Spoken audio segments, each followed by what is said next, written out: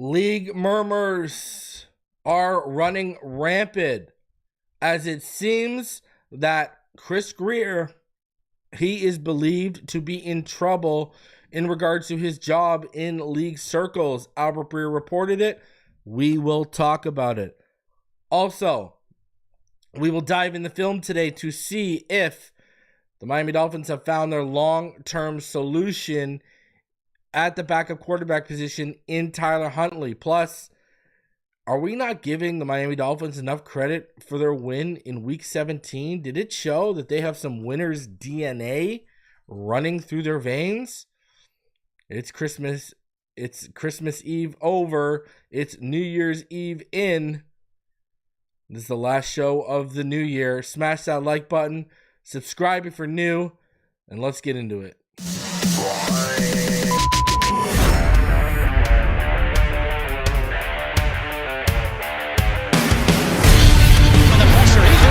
Loses the football. Touchdown! You have got to be kidding me. Jalen Waddle has a Dolphin touchdown. And he will score. Field down the near side, man open. Touchdown!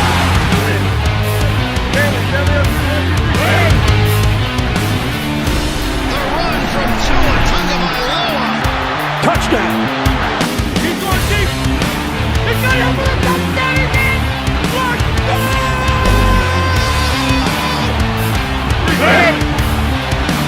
Tagovailoa trying to pick up for it. Fires to the end zone. Touchdown! Beautiful day to be a Dolphin fan.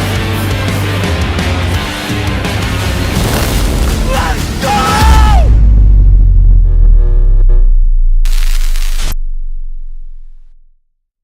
What is good, Fin Nation? What's good? It's your boy Reason, and we are back here for another one.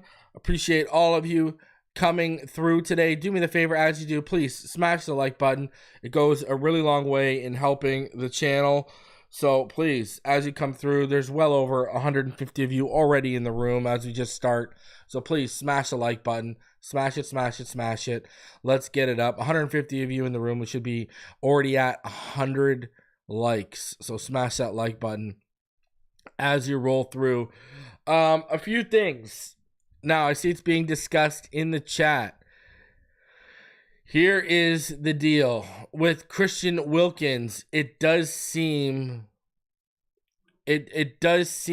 like we are only going to get a fourth round comp pick for Christian Wilkins, and that's because he will not have played 25% of the Raiders snaps this year. So it's going to be a fourth round compensatory pick, but the Dolphins will get a third round compensatory pick for Robert Hunt. So it does, it kind of sucks that, we watch someone get paid all that money and you don't even get a third out of it. Shout out to George Rabber. He joined the Hall of Fame. Go over to the community tab. Go check out the latest. I had a Patreon and channel member update come out on Saturday, so you're going to want to go see that. It was about some of the stuff we're going to talk about today. So, what do I think as Louis Riddick as GM? I like Louis Riddick, but there's guys I prefer in front of him. Ray Agnew from the Detroit Lions, Mark Bergonzi from the Chiefs, Andy Weidel from the Steelers. I would prefer those guys over Louis Riddick right now. And so, now, Carson Wentz, it was pretty much confirmed today that he will start for the Kansas City Chiefs this Sunday versus Denver Broncos, but it is expected, I've seen multiple reports now over the last 2 days, that practice squad quarterback Chris Oladokun will also end up playing. So we are not only going to see Carson Wentz, we are potentially going to see a practice squad quarterback for the Kansas City Chiefs on Sunday. This is what happens when you don't take care of your own business. If you would have taken care of business against Cleveland, I apologize. If you would have taken care of business against Tennessee and Indianapolis, you'd be good. I mean, the Tennessee Titans, look what they've done the last 2 years to you. Last year, that loss on Monday Night Football ended up costing you the division. Now, because you couldn't win with 2 out of the lineup this year against a team you should have, it could end up costing you the playoffs.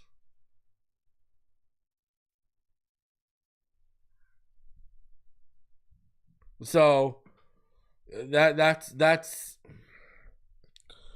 we should have won the Titans and the Colts games with or without Tua.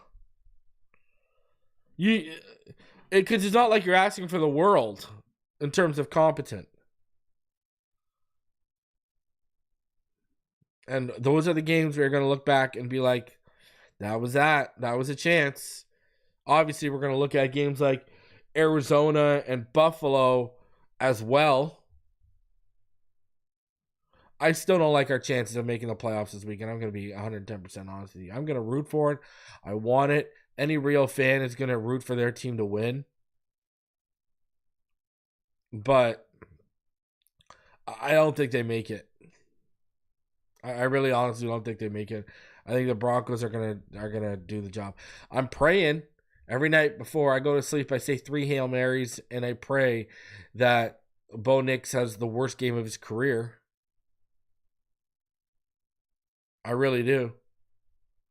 But I'm realistic. I know what to expect, and I fully expect for this team. You know, you did it to yourself. And we're going to get into it today, but the fact of the matter is the minimum expectation was winning a playoff game, and they're not even going to do that. So, to me, that says someone's got to go.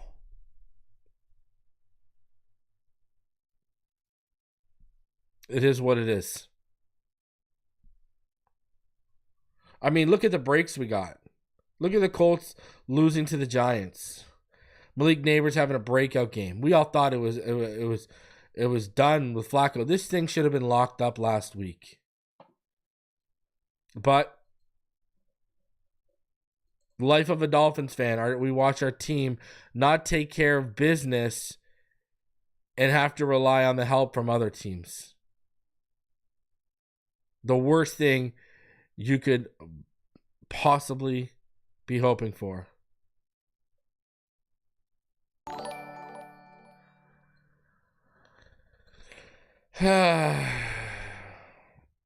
So, and I mean, go look at the Jets right now. Oh man, I was saying don't worry about the Jets yesterday. It got worse. Like it. DJ Reed came out yesterday, said he's already looking forward towards free agency. You know, they're interviewing a coach tomorrow. On Thursday are the Jets. Sauce Gardner told people on Instagram that he won't ask T. Higgins to come join the New York Jets. Like, Jesus. Like, the Jets are... dysfunction isn't even the proper word. Dysfunction isn't even the proper word of what's going on in New York right now. So, you know what? Maybe it will be apparently Garrett Wilson's going to ask for a trade if Aaron Rodgers is back. Hey, just give me the W. Chris Grier isn't going anywhere unless Mike McDaniel wants him gone. Everything we've seen is that they're joined to the hip, all or nothing. That's not true. Unless Mike McDaniel wants him gone. Okay, no. It's going to come down to Ross, Garfinkel, and Shore. They got the most power in the building. If they want him gone, he'll be gone. So, no, it's not about if Mike McDaniel wants him gone. I mean, Chris Grier was joined at the hip with Flores, too, and how did that work out? Grier's still standing. Flores is going to potentially be looking for a new job this offseason. So, I wouldn't go that far. And if Mike McDaniel gets fired, he's gone because you're not going to give Grier the shot at another head coach. Guys, this episode, it is brought to you by BetUS. The Week 18 NFL schedule is out on BetUS right now. Miami, they are current favorites on the money line. Their spread went down a little bit, but they're still favorites on the spread. So the NFL Week 18 schedule is out on betus.com. Go use promo code YouTube150. That's YouTube150. Get your first 3 deposits matched by 150% up to $2,000. 24/7 customer service. Some of the quickest payouts in the industry. It's the last full slate of games this season. Might as well go try and make some money over on betus.com right now. Your top choice for your sportsbook and betting app. Shout out to BetUS for sponsoring the channel. All right. Let's get into the Tua stuff, and let's get into the Chris Grier stuff, and let's get into the Huntley stuff, and let's get into all of it, all right? So, here we go. This is from, I got 2 pieces from Albert Breer here regarding Chris Grier, and it's probably not fun in the Chris Grier household right now. So, this is what was said, and no one's talked about it in the community yet. This is what was said yesterday in Albert Breer's coaching carousel column. Right here, this is the blurb that matters. Elsewhere, I'd be pretty surprised if there was a change in Philly after the year the Eagles have had. On the GM side, there have been at least murmurs of front office shuffling in Indianapolis and GM. Now, Indianapolis and Miami at GM. So now you're going to sit here and think to yourself, well, okay, that's just a little blurb. Well, I mean, what really is that? You know what I mean? But guess what? Albert Breer then turned around, went on Rich Eisen, and decided to double down on this. Check this out. Indianapolis and Miami are the 2 where I think the coaches are relatively safe, but the general managers might be, there might be some discussions about the future of the general manager in this place. So there you go. He goes on to Rich Eisen, and then he doubles down on that. And he even adds that the head coach is safe. Mike McDaniel is safe. Chris Grier, there's going to be discussions about whether he keeps his job or not. So right there, Albert Breer has put out a considerable paper trail when you think about it. You've put it on black and white, and you've put it in a black and white receipt, and now you've put it into a video receipt. Now, this isn't really a shock to me. Part of my update this past weekend was I was hearing the rumblings in league circles was McDaniel is going to get another year. And I've been consistent saying that I think if a change is coming, from what I understand and what I've heard, it's going to be Chris Grier, not Mike McDaniel. And now we have Albert Breer backing up what I've been saying since we were like 2-6, 2-4. That Grier is the one that's going to be in jeopardy of losing his job. McDaniel, they're probably going to give another year. And that's exactly what we just heard there from Albert Breer. And, it's a tough decision. I mean, not only does Stephen Ross have a really good relationship with Grier, I mean, they've been together since he's been here. But, I mean, Chris Grier, when Tua is healthy, he's a franchise quarterback. When he's healthy. Look at how many teams in the NFL haven't hit on a franchise quarterback right now.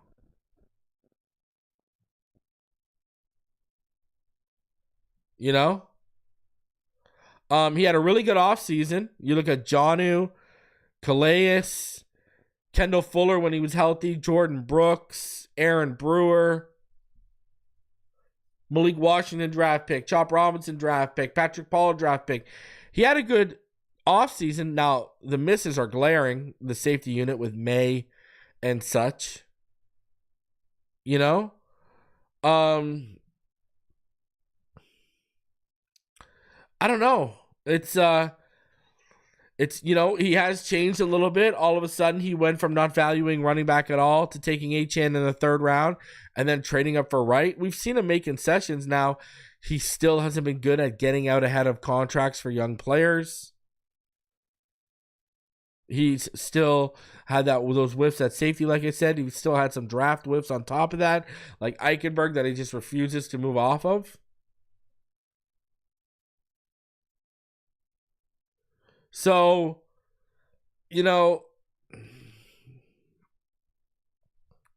listen, I will be consistent and I will say what I say. The minimum expectation for this year was what? It was what? It was the Miami Dolphins winning a playoff game. If you do not win a playoff game, someone needs to answer. The most consistent factor and the common denominator when you go back through the years of Miami not winning a playoff game, from the scouting department to the GM's chair, the most common denominator has been Chris Grier.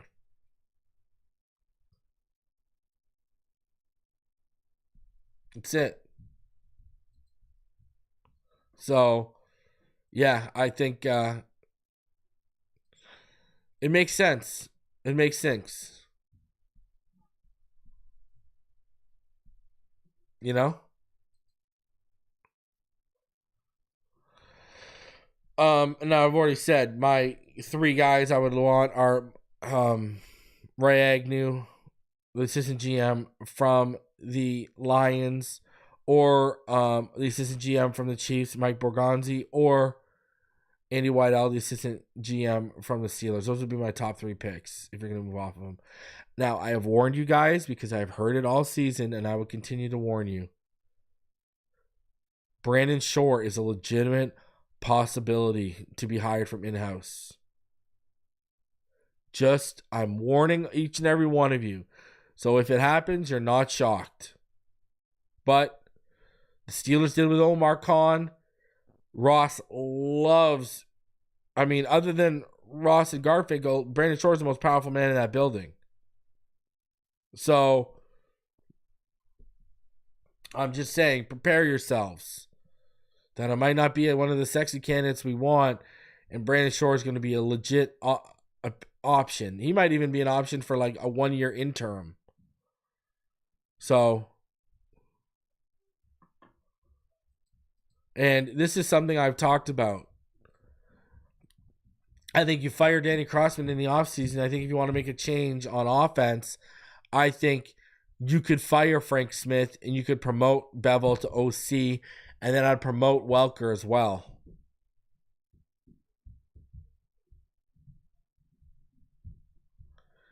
If they do promote Brandon Shore to GM, I would strongly advise them to hire a really good football mind as a senior VP of football operation to overlook everything on the football side. And the assistant GM will need to be a football mind. Embry is not going to be fired. There's a chance Embry is going to be interviewing for jobs. You could tell the Embry narrative was coming out over the last couple of weeks about him being a potential candidate for jobs, and I think that's because they don't want to lose Anthony Weaver. So, yeah, I wouldn't hold my breath that John Embry is going to be fired. I think Embry is going to potentially get a promotion somewhere else. Yeah, but listen, I've said Frank Smith and Danny Crossman are two guys you can make scapegoats. Fire them. You can promote Bevel to OC. You can give Welker a promotion through a title to keep him happy because he would be next in line after Bevel to be OC probably under McDaniel. But yeah, there's definitely some moves you can make. For sure. All right, continuing on. Let's keep it rolling. Now, interesting article here from Omar Kelly. I want to get your guys' thoughts on this because now, listen to the title of this article. Dolphins have proven they have winner's DNA. Adversity hits us all at some point. There's that word again. The true measure of a person, or in this case a team, is how they respond to those tough times. How do they deal with struggles and criticism and the naysayers, the people who jump ship? Do they dust themselves off and keep charging forward, or do they lay down and never get back up? The 2024 Miami Dolphins never quit. No matter how ugly the season got, they never waved the white flag, and that should be commended. No matter what was thrown at Coach Mike McDaniel's third rendition of a Dolphins team, no matter how flawed the construction of this roster was, and it was flawed from the jump, the Dolphins kept swinging. They kept getting back up off the canvas after each knockdown, and that's how the Dolphins flipped this season's 2-6 start on its head, going 6-2 since. Remember, guys, the Dolphins are 3-1 in December. No one wants to talk about that right now, huh? That's why there's reason for hope from this installment of the Dolphins franchise. As disappointing as 8-8 might seem, Dolphins fans should be proud of this team because it could have easily been the Jets, the Giants, or some other NFL franchise that faced some turbulence and jumped out the plane. We were 2-6 starting at the Los Angeles Rams, and winning this game put us at 6-2, McDaniel said. Some of the best things in team sports occur when you have galvanized together and there's a lot of people telling you that your season is over, this, that, and the other. Despite all the challenges the Dolphins have endured this season, Miami has a realistic chance of qualifying for the playoffs this weekend. All they need is to take care of business by beating the Jets team circling the drain, possibly doing without Tua for a second straight game because of the hip injury he has been nursing since a loss to the Houston Texans 3 weeks ago. And they also need the Chiefs to provide an assist by beating the Broncos, despite the expectation that Andy Reid will rest a number of the key starters, including Mahomes and Chris Jones. Quote, for the first time in my life, I'm going to be a big Chiefs fan for the week, Calais Campbell said. It's not over till it's over. There's always an opportunity. Who knows? Quote, might not happen. That's part of it, but we have to go out there and do our part of it, or it does happen. Look out. We're coming. Just have to have a realistic chance with the adversity the Dolphins have endured is impressive and should be commended. If you disagree, think about the adversity this team has overcome this season, which began with Tyreek and two of his teammates sitting in front of the stadium in handcuffs. Think about playing without Tagovailoa for 5 games because of a concussion sustained in week 2 and the hip injury that has his status for Sunday as a mystery. Factor in Miami's initial backup quarterback, Skylar Thompson, broke his ribs in the first game he replaced Tua, putting the team in the hands of Tyler Huntley, who was forced to start 3 games without knowing the offense. Phillips and Chubb, the team's top pass rushers, weren't available for most of the season because of their injuries. The team starting right tackle sustained his season-ending knee injury in early November to Austin Jackson. And the Dolphins have gone stretches of the season without Taron Armstead, Raheem Mostert, Jalen Waddle, Anthony Walker Jr., Kendall Fuller, and Javon Holland, who are all significant starters, if not contributors. Every team in the NFL must endure injuries, so this isn't an excuse for Miami's mediocrity or justification for the 8-8 record. But it does provide a testimony about the 2024 Dolphins, which never quit on the season or themselves. The Dolphins' defense has been a top 10 unit all season. While it struggles to produce sacks and turnovers, and at times gets leaky against the run, Anthony Weaver's unit has consistently held teams to manageable point totals. These things don't happen by accident. It's part of a team's DNA, and they should provide the hope fans need to see the light at the end of the tunnel. Quote, I never stop believing. I know who we got in this room, Jordan Brooks said in his post-game speech after the Miami's 20-3 win over the Browns. I told you last time, if it's 1% chance we can make it, then that's the F we play for. So, I think that's a little extreme to sit here and say we've shown winner's DNA. The team's 8-8. I mean, I do think it's a little extreme to come out here and say, well, this team, they got the winner's DNA. That's a little extreme for me and my taste. We haven't proven anything yet. We look like we're going to be one and done in the playoffs. Now, that said, give me Buffalo in Buffalo with Tua starting. Let's go.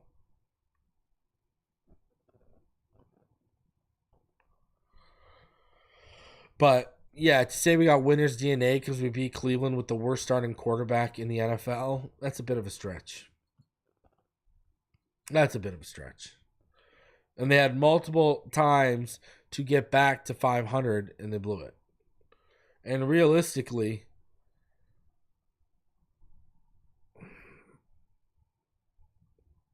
we shouldn't have lost as many times as we did since Tua came back. So we should already be in the playoffs. Should have clinched it with the Cleveland Browns win, to be honest with you.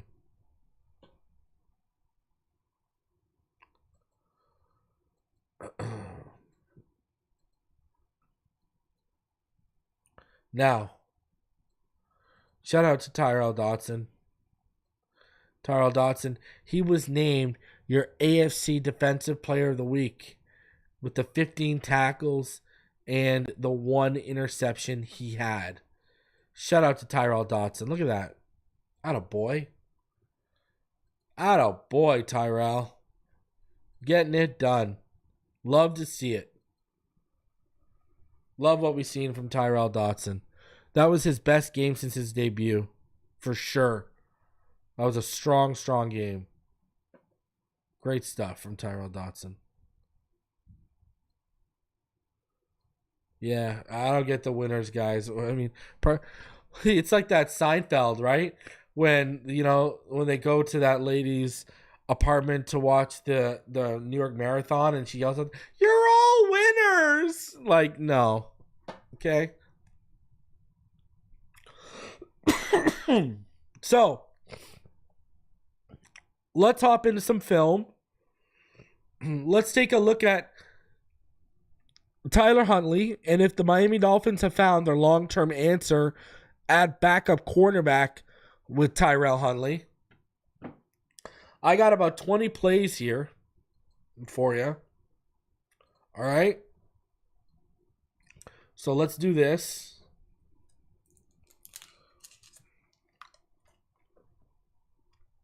All right. So this is the opening drive of the game. And the Dolphins, they'll start off with the ball. It's 2nd and 9 after 3 8-chan runs for 16 yards and an Alec Ingold false start for a loss of 5 on the previous down. You see here Huntley under center. 8-chan's a single back. Now, it's trips right. A 13 personnel for the Dolphins. The Browns, they show cover 1. Ingold's going to motion into the left as an H-back, then across the backside. Watch, Huntley's going to fake the handoff, step up in the pocket, and look at Tyreek hits him coming back on a deep curl. Boom! 15-yard gain that takes Miami past midfield in the first 2 minutes. But guess what? Watch Isaiah Wynn. He is going to get flagged for unnecessary roughness. And there's also, watch Breer here. Some nastiness from Breer here, too. Look at, get down there. Isaiah Wynn gets up in there. Look at that. Just cleaning house is Isaiah Wynn. And he got called for that hit for unnecessary roughness that you just saw there. So, finally get some nastiness in the trenches and we get flagged for it. So this is the next play. Instead of 1st and 10 from the Cleveland 44, it's 1st and 10 from the Miami 41 due to Wynn's unnecessary roughness. Huntley is in a split back gun look and with Ingold and A-Chan. 1-by-1 receiver set, 21 personnel for Miami. Ingold, he is going to motion out and then quickly back to his left. Brown's in a cloud 3-1 look. And watch Breer. He's going to snap it early. Huntley isn't expecting it. And early on in a must-win situation, when everything has gone your way this weekend, the self-inflicted wounds and not being able to get out of your own way starts out of the gate. These back-to-back plays by the offensive line killed this drive. Tyreek Hill would have a hold on the next play. That was declined because A-Chan only picked up 1 yard. So it's a rough start for the Dolphins here. So this is the next Dolphins drive, their second drive of the game. After the Browns' first drive of the game resulted in 3 and out. Miami's gone 24 yards in 5 plays so far. So it's the 6th play of the drive. 3rd and 8 from the Browns, 38. Huntley in the gun. Empty backfield, 3x2 receiver set. 12 personnel for Miami. Browns are in cover 3 on this play. Huntley's going to step up and fire a dart to Achane, who's going to make a great catch off his dig route right there. Oh. Gain of 16 down to the Browns 22, but guess what? Watch the center here, 55. It's all negated because Brewer's called for a hold. Up and down start for Brewer. Showed some nastiness. Now he's called for a hold. Either way, this was a great play by Huntley. And that play is when I knew Huntley was comfortable operating this offense. He was decisive, not as unsure as he looked in his earlier starts this season. And then Bailey would end up hitting a 54-yard field goal 2 plays later, and he'd make it 3-0 Miami. So, Browns get the ball back for the second drive of the game, now down 3-0. Fourth play of the drive, 2nd and 1, DTR in the gun, running back to his right, 2x1 receiver, set 11 personnel for the Browns. Miami, they're going to show cover 2, but Holland will drop back for cloud 3-1 look post snap. Watch this. Top of the screen. Woods, the Browns receiver, is going to start his release looking like he wants inside leverage on Duck, who gets handsy right away. Then Woods is going to release outside on the go route. DTR is going to throw it too deep and too far in towards the hashes. Holland's going to try and track this down, stretch out, but he won't be able to come down for it. Story of Holland's season on this play right here. But Duck, he was flagged for holding. Like, look at the contact off of the line of scrimmage with Duck, right? He's called for that. Look at, he's got the free hand. You know, like, he's called for that. Duck gets called for that hold right there. The flag is going to come out of top left. There it is. So, Duck gets called for that. The downs reset.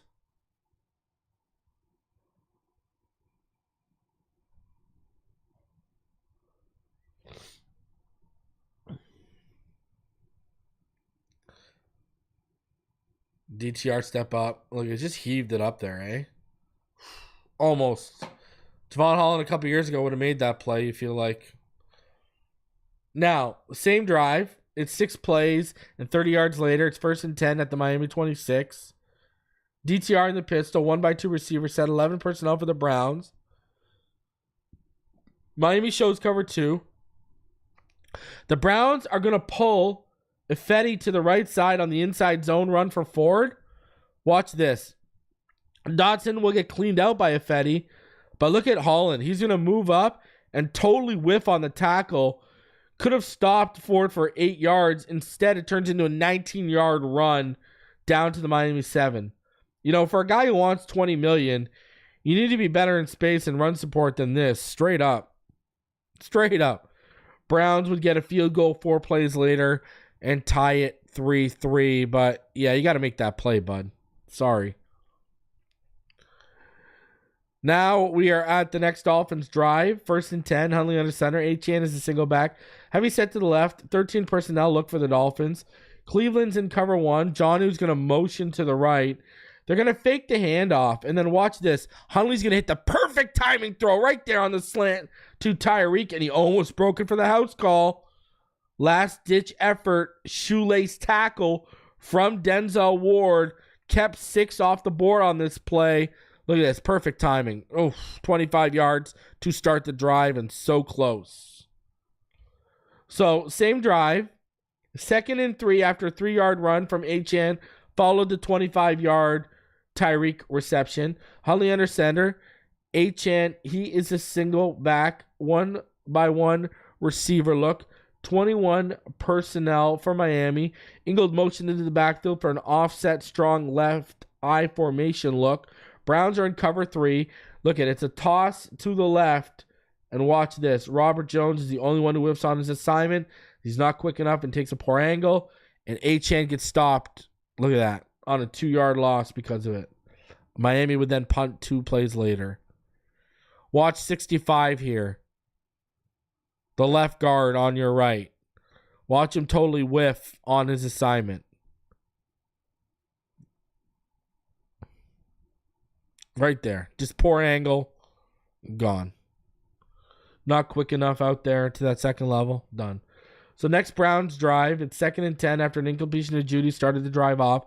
DTR in the gun. Foreman to his right. 1x2 receiver set. 11 personnel for the Browns. Dolphins will drop to a cloud 1-3 look post snap. It's going to be a screen to Judy. Originally, it's a live ball, and it's ruled a forward pass. Watch Chop Robinson blow up Judy. Look at this. Ready? Boom. Woo! Welcome to Planet Jupiter, Jerry Judy. The call would be reversed to a forward pass. So Browns would punt as the defense forces a 3-and-out. Still 3-3. Dolphins have the ball back for their 4th drive of the first half. 11 play of the drive after a 14-yard reception by Tyreek Hill started the drive off. Huntley under center. Mosers to single back 2x1 receiver set after Tyreek motions from the right to the left into a stack. 11 personnel from Miami. Cleveland in cover 3. And Tyreek's going to motion again at the snap. It's going to be a fake end around to him. Mostert sells the fake handoff for the dive to the right. And then it's a reverse end around to Malik. And look at that. It is shut down. Blown up by Delpit, who crept up to the second level of the line of scrimmage and got into the backfield free. Watch. He's going to just get a hand. He's going to slow down Washington. And then a bunch of Browns defenders will get loose and shut it down. This is an 11-yard loss here. Watch number 9 right there. Enough of the East-West BS. Some of the receivers do it on receptions after the catch, too. Sometimes simpler is better, like going north-south. Oof. Why you got to get all this fancy nonsense? All this window dressing, Mike. So now it's Cleveland's next drive. 1st and 10. They've gone 23 yards in 6 plays because of an offensive holding call on Teller. DTR in the center. Foreman in the single back. 1x2 receiver set until Whitehart's going to motion in for a 1x1 12 personnel look for the Browns. Miami in cover 2. Watch this. No threat's going to come out of the backfield or underneath. So Dodson, he's going to buck drop. He's got the, see, he's right there. He's at the 38-yard line. Black cleats, black gloves. He's going to buck drop because no threat comes out of the backfield or underneath. So he's going to buck drop vertically into the middle seam underneath Judy's dig. And boom. DTR throws it. Dodson makes the big time play with the interception. This was Dodson's best game since his debut. Miami would make nothing of this interception and punt on the ensuing drive. They would make it 6-3 on their drive after that punt, which would also be the last drive of the first half, but sucks they couldn't get any points off of this. Nice play by Dodson. So now let's fast forward to Miami's first drive of the second half after Cleveland got the ball to start the third quarter and had to punt after 3-and-out. It's 3rd and 8. Miami's gone 43 yards in the first 4 plays with the help of a face mask penalty on the Browns corner, Emerson. Huntley's in the gun, empty backfield, 2x3 set. 11 personnel with Tyreek motioning out of a stack on the left slot into the boundary. Cover 3 for the Browns. Craycraft, watch Craycraft here. This is a big play. Craycraft's going to run a shake route with a nice stab step to the outside before breaking in, and Huntley's just going to throw a dart. This is a big-time play here that moves the chains. Look at that. Boom! Great play. Craycraft makes a play through contact. Love it. I love this play call. I love this execution. Craycraft took that pop and held on to it. OBJ wishes he could have shown this type of reliability on 3rd down in Miami. I'll tell you that much. So now it's the next play after the 3rd down conversion by Craycraft. It's 1st and 10. Huntley in the pistol with Jeff Wilson Jr. 2x1 receiver look with a stack to the left. Julian Hill motions inline to the left. Then Ingold will motion across the backside to the right. Cover 4 from the Browns. And watch Huntley. He's going to pull the ball out of Wilson's gut on the option. Pump fake. He's going to make a great play up the right sideline. And watch. He's not only going to run great, but watch this. He's going to cut back to score the TD and protects himself from a big shot. 10-3 Miami after the extra point. Great play by Huntley, man. Just great awareness to take it up that right sideline, to cut it back inside to get the touchdown, but also protecting yourself at the same time. Absolutely love what I saw here from Huntley. All right. Miami gets the ball back after a 3-and-out from the Browns that included an intentional grounding forced by Calais Campbell. 3rd and 2 after back-to-back Mostert runs, 1 for 8 yards and 1 that gained nothing. Empty backfield, Huntley in the gun. 2x3 receiver set, 11 personnel. Browns in cover 1. Hill's going to motion inside on the left. And watch Myles Garrett, 95, wide outside off of Patrick Paul's hip. He's going to beat Patrick Paul with a Euro step move to the inside. Robert Jones is going to try to help, but the B gap is penetrated. And there's the sack by Myles Garrett. Watch this Euro step from Garrett. It's a nice move in the inside. It just gives him the inside right there. Look at that. A 7-yard loss. Miami has to punt. Browns have the ball back. They've gone 22 yards in 5 plays, which included a defensive holding call on Deshaun Hand. 2nd and 13, DTR in the gun. Strong to his right. 2x1 receiver set with a stack on the left after Judy's motion. 11 personnel for Cleveland. Miami shows cover 1, but they'll drop to cover 2 post snap. And watch Ogba at the bottom of the screen. He's going to win with power on a push-pull technique. And that's just going to put the tackle off balance. Ogba's going to come in free, double hand swipe. Ball is free, strip sack. Deshaun Hand recovers. Miami football. Love it. Great play. Look at this. Watch this. He's just going to engage right there and then pull out, and he's out. Conklin got taken to the woodshed by Ogba on that play. So now Miami has the ball after Ogba forced the fumble. They've gotten 9 yards in 3 plays, including a 4-yard scramble by Huntley that was challenged by McDaniel that Huntley got the line to gain, but they lost the challenge. 4th and inches. Huntley under center. H-N the single back. Trips right. 11 personnel for Miami. Tyreek will motion in on the right as an H-back. Cover 0 for Cleveland. It's going to be a toss to H-N on the right. And watch Lamb. Lamb's going to lack physicality at the point of contact on the defender, who gets around him easily to blow up the play for a 2-yard loss right there.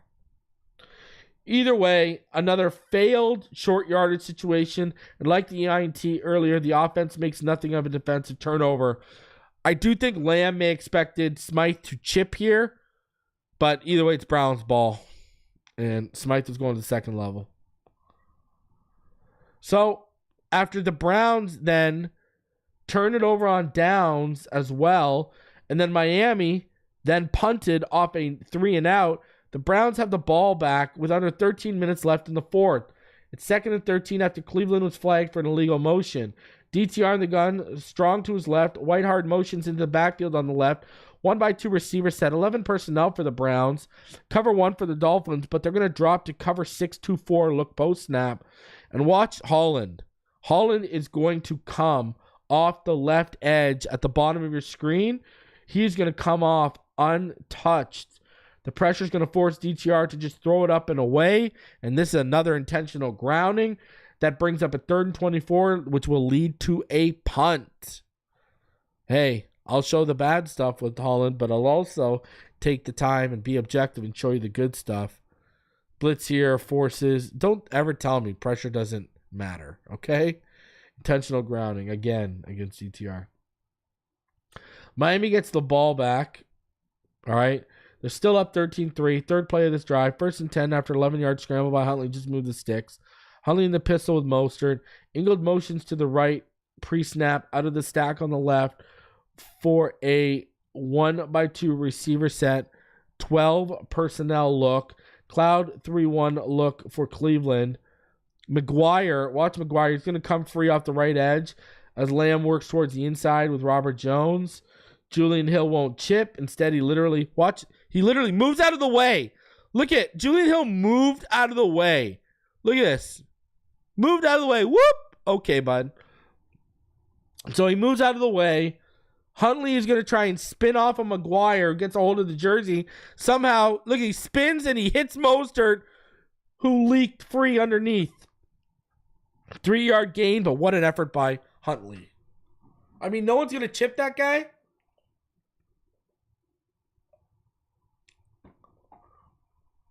Like, look at it. He literally moves out of the way. Take the chip, bro. Someone chip him. So next play, 2nd and 7 now. Huntley under center, high formation, 1-by-1 receiver set, 12 personnel for Miami.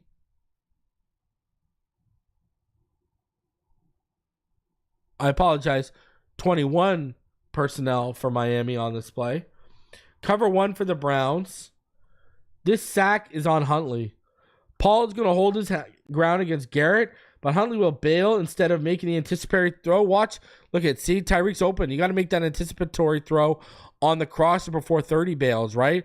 Like if the ball is out right there, 30 can't get there. But instead he bails and he runs into the sack.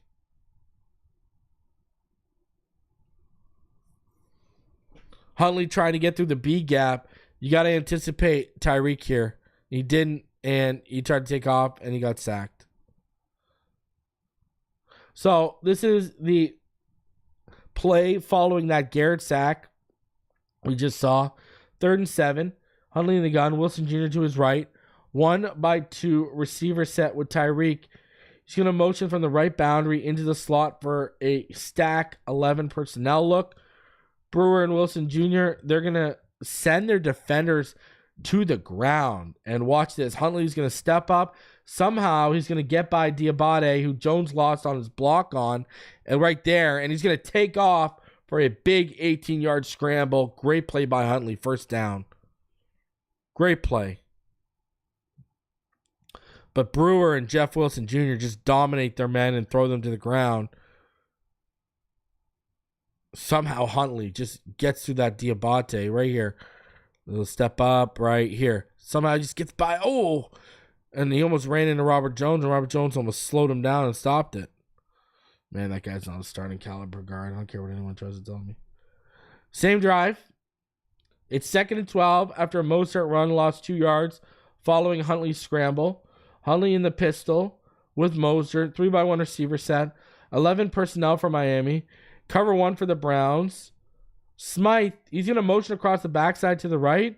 He's not going to properly square up Cameron Thomas off the right edge, who's going to get a hand on Huntley, who's trying to step up into the pocket right there. And that forces the sack for 5 yards after Huntley loses balance. Miami would then punt 2 plays later, but need a better effort from Smythe here. Just doesn't square him up. Man, Smythe's confidence is shot. He's not been good this year. So Miami now has the ball after the Browns turned it over on downs. 2nd and goal after the Dolphins went 14 yards in 3 plays. Huntley in the pistol with Jeff Wilson Jr. 2-by-1 receiver set with Tyreek motioning out of his stack on the left, and he'll run an orbit motion to the right. Huntley's going to fake the handoff. He's going to hit Jonnu on the quick out underneath. He's going to do the rest and take it to the house for 6. What an effort. And this seals it for Miami.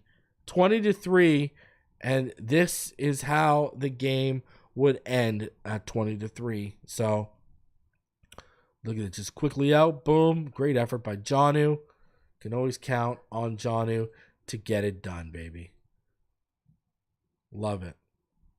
Love it, love it, love it. So that is what the film told us regarding week 17. Guys, smash that like button. Please, please, please smash that like button. There's well over 360 of you in the room. Smash that like button. Let's get it up over 200 before we get out of here. But, I mean, here's the thing. The film told us a few things. Number 1, Tyreek Hill was balling this weekend. Number 2, Huntley was doing great stuff despite deficiencies around him. Number 3, Robert Jones, man, it's just not good. Aaron Brewer, he had struggles early on, that's for sure. But the real question has become, have the Miami Dolphins found their backup long-term in Tyler Huntley? Now, I'm going to say this. I think they have, but I need to see a bigger sample size. Reason being, you just beat arguably the worst starting quarterback in the league.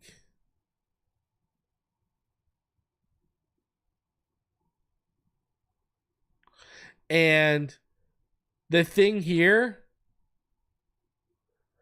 I think if you played the way you played at certain times, I think you would have lost to the Jets this weekend. If the Jets play as well as they played in Week 14, I think you would have lost to the Jets.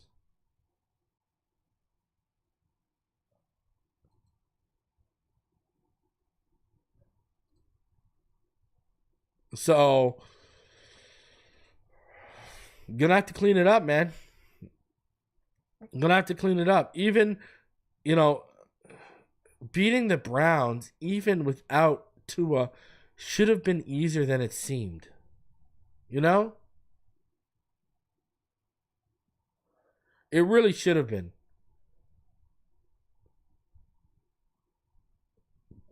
But this team makes nothing easy on themselves. It's a story of life of a Dolphins fan. Sometimes the easiest pathway becomes the hardest road traveled for this team. It's crazy.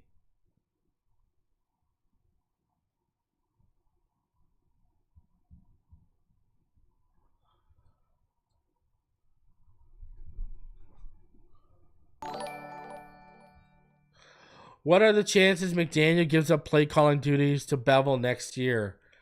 I think that would require a new GM stepping in and saying, hey, Mike, there's certain concessions you're going to have to make. And one of them is you're going to have to give up play calling. I don't think Mike McDaniel is going to give up play calling. He would have to have his hand forced. And that's it. Gordy nailed it. This team plays to their competition. The problem is they don't consistently play enough up to their competition. Instead, they more consistently play down to their competition.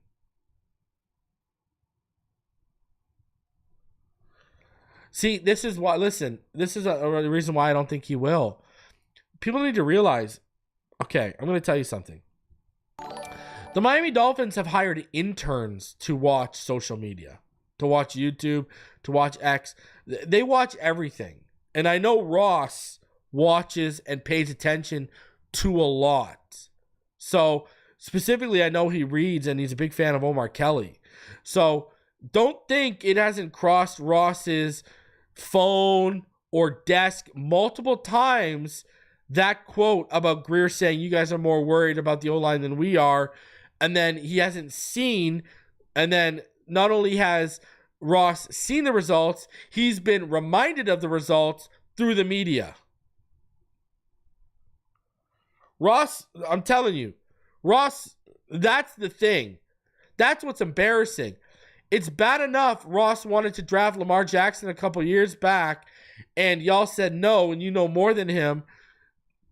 Now, not only can he say that I made the right call years back, but now he can sit here and say the fans in the media, they know more about the offensive line and they've been more right about the offensive line than the guys I'm paying to be right about the offensive line.